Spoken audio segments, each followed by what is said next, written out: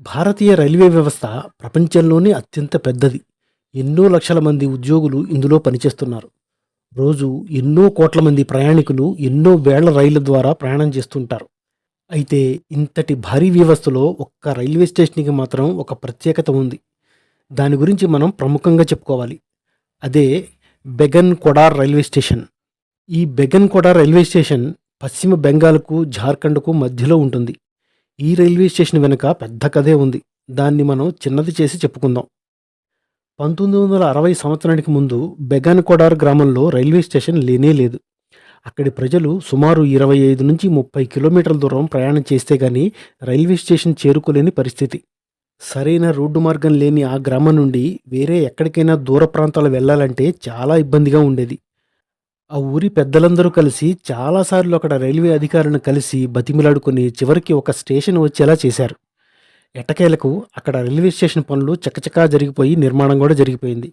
ఇక అక్కడ ప్రాంతాల ప్రజల ఆనందానికి హద్దులు లేవు. ఏళ్ల నాటి వారి కల నెరవేరినందుకు చాలా ఆనందించారు.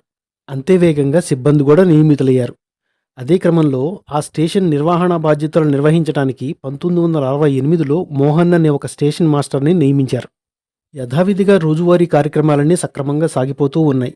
ఆ క్రమంలోనే ఓ రోజు రాత్రి రైలు వచ్చి ఆగి మరలా బయలుదేరింది.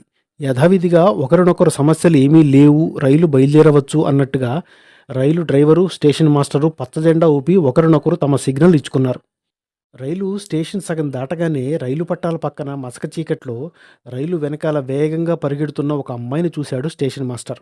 పాపం రైలు మిస్ అయింది కాబోలు అనుకొని తన పనిలో నిమగ్నమైపోయాడు స్టేషన్ మాస్టర్.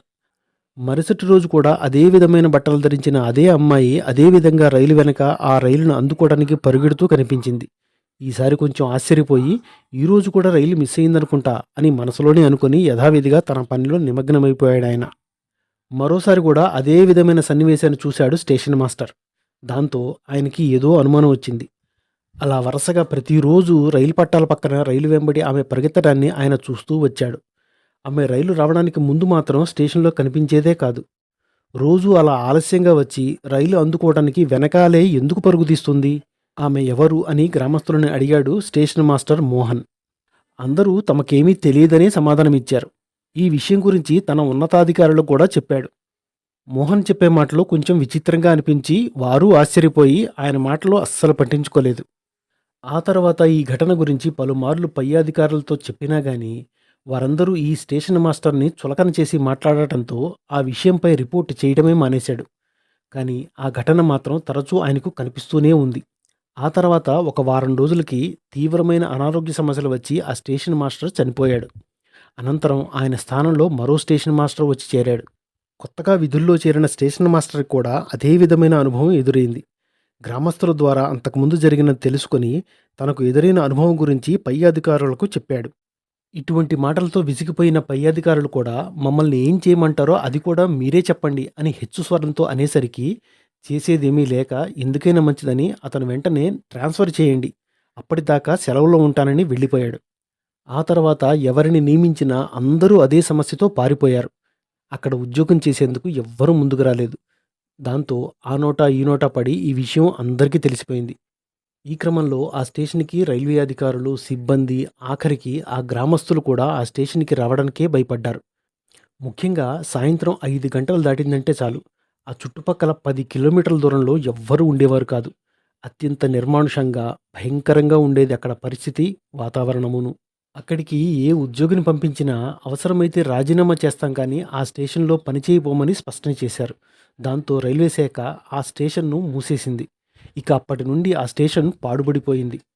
ఆ తర్వాత నుండి సాయంత్రం 5 గంటలు దాటాక మళ్ళీ ఉదయం వరకు ఆ స్టేషన్ మీదుగా ఏ రైలు వెళ్ళినా సరే అక్కడికి రాగానే రైలు వేగం పెంచడం మొదలుపెట్టారందరూ. అలాగే ప్రయాణికులు కూడా ఆ స్టేషన్ వస్తుందంటే చాలు రైలు కిటికీలు, తలుపులు అన్నీ మూసేసుకునేవారు. దాంతో ఆ స్టేషన్ పేరు చెబితే చాలు భయపడేలా ఆ స్టేషన్ పేరుగాంచింది.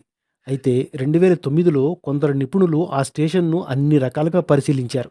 అక్కడ దెయ్యాలు ఏమీ లేవని, అంతా బాగుందని తేల్చి చెప్పారు. దాంతో ఆ స్టేషన్ పేరు చెబితేనే భయపడే అంతగా ఆ స్టేషన్ పేరుగాంచింది. 2009లో కొంతమంది నిపుణులు ఆ స్టేషన్‌ను అన్ని రకాలుగా పరిశీలించి అక్కడ దెయ్యాలు, భూతాలు ఏమీ లేవని, అంతా బాగుందని తేల్చి చెప్పారు. దాంతో కొంతవరకు అందరికీ ధైర్యం వచ్చినా గానీ సాహసం చేయలేకపోయారు. ఆ తర్వాత సీఎం మమతా బెనర్జీ ఆ స్టేషన్‌కు మరమ్మతులు చేయించి మళ్ళీ ప్రారంభించారు. అయినా కానీ సాయంత్రం 5 దాటితే అక్కడ ఎవ్వరూ ఉండరు. ఇప్పుడు ఆ రైల్వే స్టేషన్ టూరిస్ట్ కేంద్రంగా మారింది. దాన్ని చూసేందుకు చాలామంది వస్తూ వెళ్తూ ఉంటారు. కానీ సాయంత్రం 5 గంటల వరకు మాత్రమే